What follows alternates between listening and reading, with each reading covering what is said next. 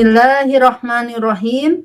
Assalamualaikum warahmatullahi wabarakatuh. Alhamdulillahilladzi bini'matihi tatimmus shalihat. Asyhadu alla ilaha illallah wahdahu la syarikalah wa asyhadu anna Muhammadan abduhu wa rasuluh. Amma ba'du. Qala Allahu ta'ala fil Qur'anil Karim. A'udzu billahi minasyaitonir rajim. Fa'aqimus shalah innas salata kanat 'alal mu'minina kitaban mawquta. Shadaqallahul azim. Alhamdulillah, puji syukur kehadirat Allah Subhanahu wa taala.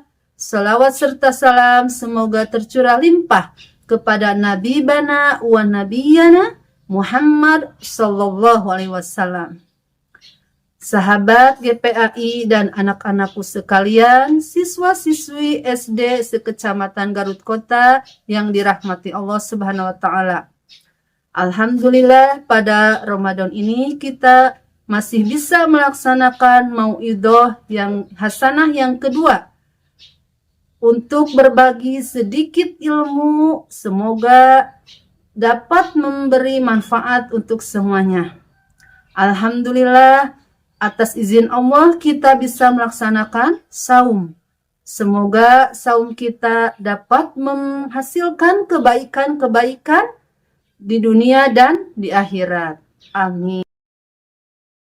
Anak-anakku yang salih dan salihah, ayat Al-Quran dalam mukadimah tadi yaitu mengenai kewajiban sholat. Sebagaimana tema hari ini yaitu tentang kewajiban sholat. Salat adalah kewajiban dari Allah Ta'ala kepada setiap muslim. Banyak sekali ayat Al-Quran yang menjelaskan perintah salat. Salah satunya tadi surat An-Nisa ayat 103 yang artinya, maka dirikanlah salat. Sesungguhnya salat adalah kewajiban yang ditentukan waktunya bagi orang-orang yang beriman. Salat termasuk rukun Islam yang kedua. Salat menurut bahasa yaitu doa, sedangkan menurut istilah yaitu rangkaian ibadah yang tersusun dari beberapa perkataan dan perbuatan yang dimulai dengan takbir dan diakhiri dengan salam, serta memenuhi beberapa syarat yang ditentukan, seperti syarat wajib salat, syarat sah salat. Salat hukumnya wajib bagi umat Islam yang baligh. Wajib artinya apabila dikerjakan dapat pahala dan apabila ditinggalkan akan mendapat siksa. Anak-anakku sekalian, bagaimana sejarah turunnya perintah salat? Perintah salat fardu diperintahkan dalam peristiwa Isra Mi'raj, yaitu peristiwa perjalanan malam dari Masjidil Haram ke Masjidil Aqsa. Kemudian Rasulullah bersama malaikat Jibril melanjutkan ke langit ketujuh dan naik ke Sidratul Muntaha. Disinilah Rasulullah mendapatkan perintah salat. Menurut hadis riwayat Muslim diketahui bahwa sebelumnya perintah salat wajib adalah 50 waktu atau 50 kali dalam sehari semalam. Rasulullah ketika turun dari Sidratul Muntaha sampailah ke langit ke-6 dan bertemu dengan Nabi Musa. Nabi Musa menanyakan perihal berapa jumlah salat yang diwajibkan kepadamu ya Rasulullah? Rasul pun menjawab, 50 waktu dalam sehari semalam. Nabi Musa berkata lagi, sungguh umatmu tidak akan sanggup melaksanakan salat 50 kali atau 50 waktu sehari semalam. Kembalilah kepada Rabbmu dan meminta keringanan untuk umatmu. Rasulullah pun kembali untuk memohon keringanan kepada Allah Subhanahu wa taala sampai 9 kali. Hingga pada akhirnya salat wajib dalam sehari semalam menjadi 5 waktu. Itu pun Nabi Musa masih menyarankan untuk meminta keringanan lagi kepada Allah. Namun Rasulullah merasa malu kepada Allah Subhanahu wa taala karena Allah menetapkan 5 waktu nilainya setara dengan 50 kali. Salat 5 waktu itu apa saja?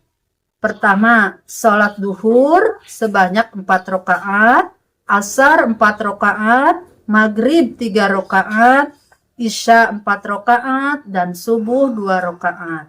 Semuanya telah ditentukan waktu pelaksanaannya. Sahabat GPAI dan anak-anakku sekalian, coba bayangkan jika kita sholat 50 waktu sehari dan semalam, pasti akan berat sekali. 5 kali saja, terkadang masih banyak orang yang melalaikannya, bahkan mereka meninggalkannya tanpa merasa berdosa. A'udzubillahi min dzalik. Anak-anakku sekalian, salat adalah tiang agama. Sebagaimana riwayat Baihaqi, as-salatu imaduddin. Salat adalah tiang agama. Barang siapa yang salat berarti dia menegakkan agama. Dan barang siapa yang meninggalkannya, dia meruntuhkan agamanya.